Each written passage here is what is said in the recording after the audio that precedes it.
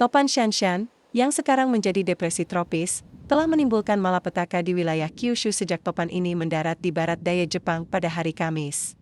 Topan ini telah membawa hujan lebat tanpa henti ke wilayah tersebut, memicu tanah longsor dan menyebabkan kerugian pertanian yang luas. Banjir telah merusak beberapa jalan utama di wilayah tersebut, mengakibatkan gangguan lalu lintas yang parah dan membuat perjalanan sehari-hari menjadi sangat sulit. Pekerjaan perbaikan sedang dilakukan, tetapi akan memakan waktu berhari-hari di beberapa daerah karena kerusakan yang parah.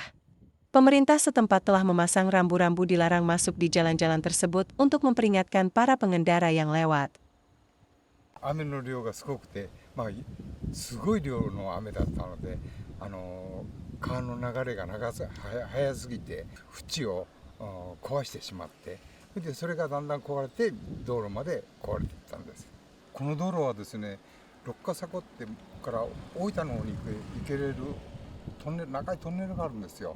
それで意外とそこを通って大分の方に坂の関とか、坂の市とか鶴崎とかこういう工業地帯がありますので、意外とここみんな通勤道路でもあるんですよ。交通量は意外と多いです。